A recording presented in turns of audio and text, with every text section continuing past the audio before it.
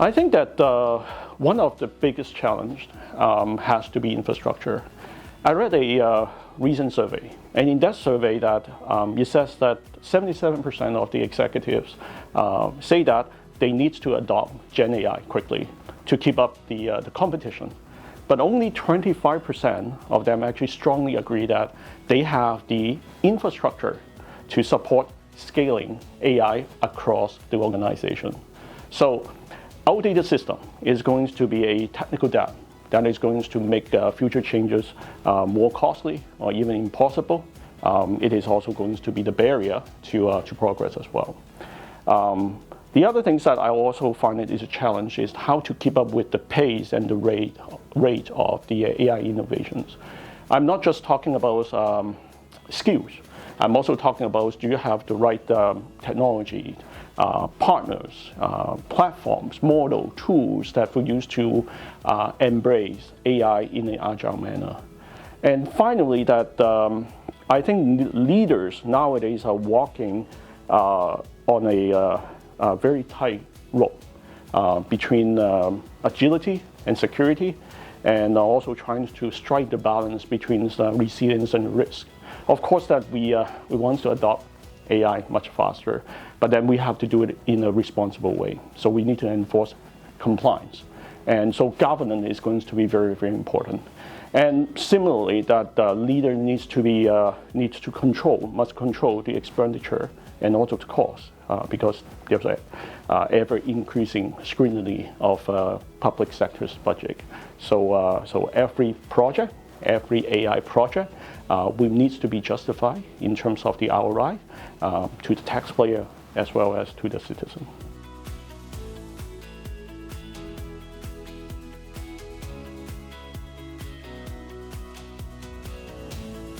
Yeah, you know that one of the top things that to me, even actually is to me actually at the lab is the talent and skill acquisitions and also retention. It is going to be vital for us to establish a workforce that can harness and also to leverage AI for the opportunity ahead of us. And don't go alone. Okay, partnering with academia. We have Canada have the finest university actually here, then colleges, partnering with academia, other public sectors, organizations, and private sectors as well, to see that we can actually reuse some of the assets and resources, learn from other people's best practice or mistakes, and share and also reduce risk as well. The other thing is that I think that from the strategy-wise is that we need to have a cultural shift. We need to cultural shifts to continuous innovation, ownership, and also speed of decision making as well. Finally, I think that of course that we all need to understand the trends in AI. Like for example, agentic AI we talk about, and agentic AI is going to present an opportunity for us to automate and revolutionize government operations through the use of autonomic, intelligent agents that will see tasks through to their goal, learning and become smarter. It is going to help all of us to lower the cost and also will give us a higher level of citizens' satisfaction.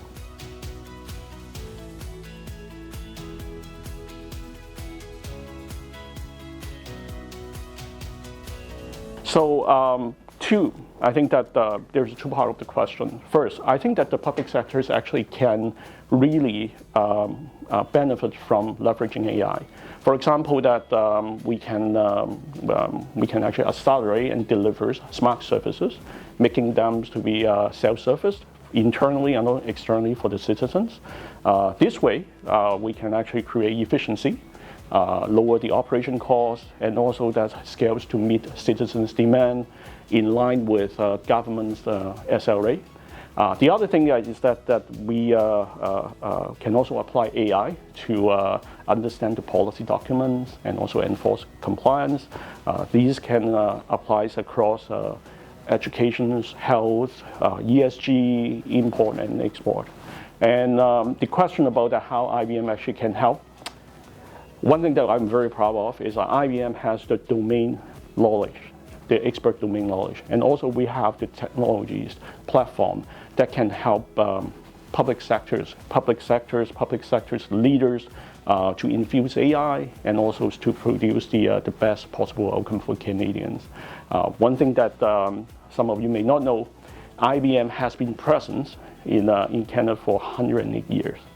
And IBM Canada Lab, that's where actually I work, has been driving innovations for 57 years. Every private sectors, every domains, or every departments, they are different. They may be actually in a various stage of the AI journey.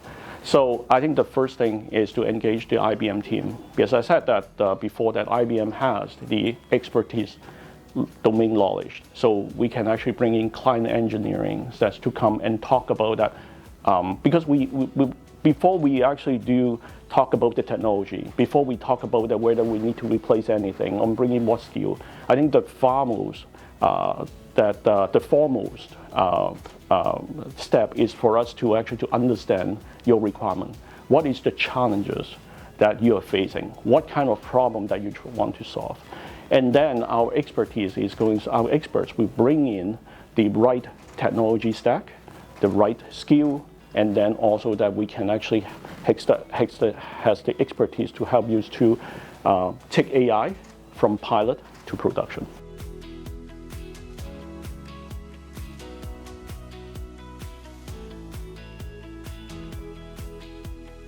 So let me tell you that yes, I just arrived this morning, but I have actually talked to some of my colleagues already. I think that this event is a very important one, very powerful one, as a matter of fact, because that being able to network and interacting with the public sector's leaders and also our actually peers, our colleagues, I think that it helped us, at least it helped me, and also the IBM Canada teams to better understand the trends and also the current set of challenges that the leaders are facing.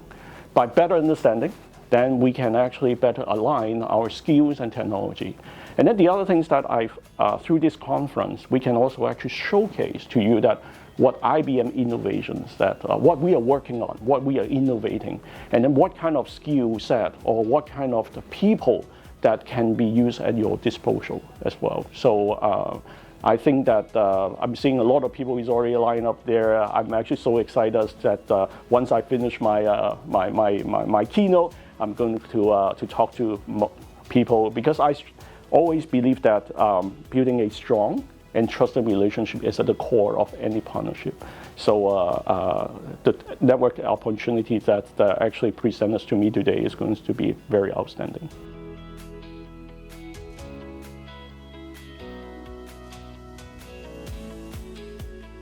So I think that being able to bring together so many actually public sector's leaders in one place is very, very powerful.